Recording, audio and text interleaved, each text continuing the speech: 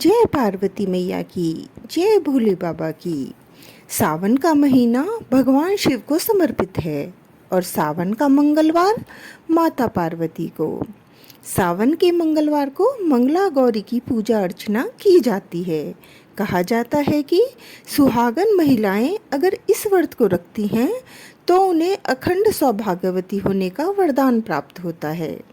सावन में मंगलवार को सुहागिन महिलाएं पूरे दिन व्रत रखकर शाम को मंगला गौरी की विधि विधान से पूजा अर्चना करती हैं और व्रत कथा पढ़ती हैं। व्रत की कहानी इस प्रकार से है।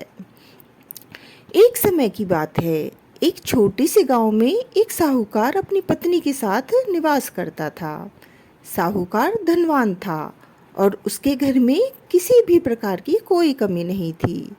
फिर भी वह और उसकी पत्नी संतान न होने के कारण दुखी रहते थे। संतान की कमी उन्हें हमेशा कचोटती रहती थी।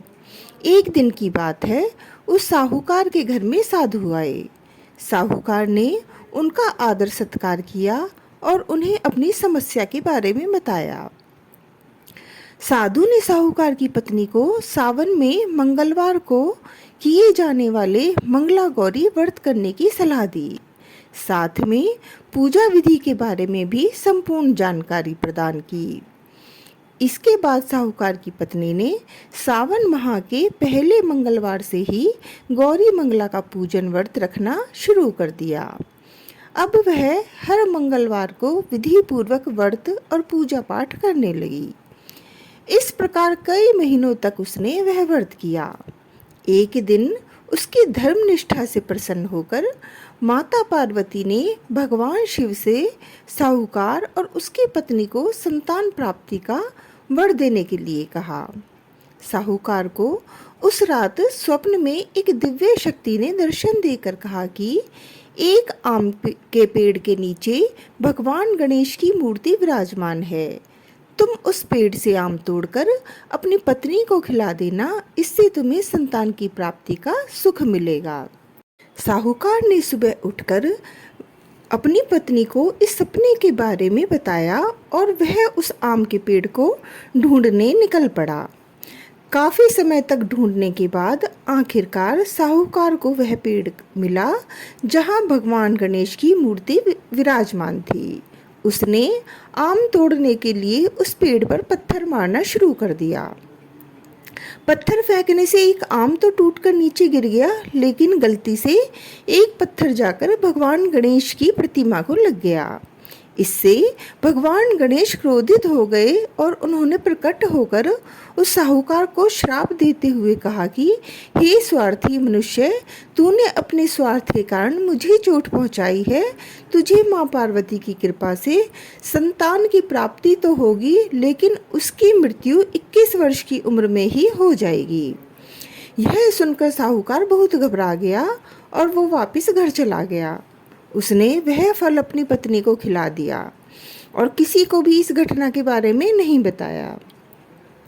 कुछ समय पश्चात भगवान शिव और माता पार्वती के आशीर्वाद से साहूकार और उसकी पत्नी को पुत्र की प्राप्ति हुई। उसने उन दोनों के जीवन में खुशी का ठिकाना न रहा, लेकिन साथ ही साहूकार इस बात से भी चिंतित था कि उसका पुत्र अल्पायु होगा। देखते ही देखते वह बालक 20 वर्ष का हो गया और व्यापार में अपने पिता का हाथ बटाने लगा। एक दिन घर लौटते समय साहूकार पेड़ की छांव में तालाब किनारे बैठकर अपने पुत्र के साथ भोजन करने लगा। तभी वहां कमला और मंगला नामक 2 कन्याएं कपड़े धोने के लिए आईं और कपड़े धोते समय आपस में बात करने लगीं। कमला ने मंगला से कहा कि मैंने इस सावन मास में प्रत्येक मंगलवार को मंगला गौरी व्रत रखने का निश्चय किया है। तुम भी माँ पार्वती को समर्पित यह व्रत अवश्य करना। इससे माता पार्वती प्रसन्न होती हैं और आप पर उनकी कृपा दृष्टि बनी रहती है। इसे करने से मनोवांछित फल और अखंड सौभाग्य की प्राप्ति भी होती है। कमला की बात सुनकर मंगला भी इस व्रत को करने के लिए तैयार हो गई।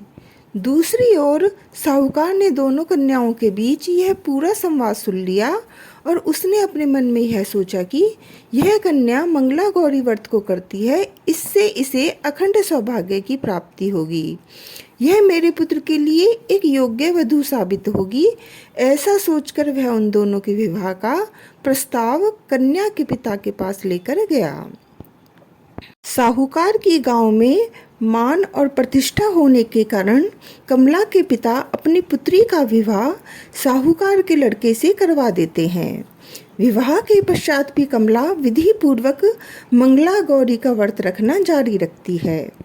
उसके इस भक्ति भाव से प्रसन्न होकर माता पार्वती एक दिन उसे स्वप्न में दर्शन देती हैं और कहती हैं कि मैं तुम्हारी भक्ति से अत्यंत प्रसन्न हूँ, इसलिए तुम्हें अखंड सौभाग्य का वरदान देती हूँ।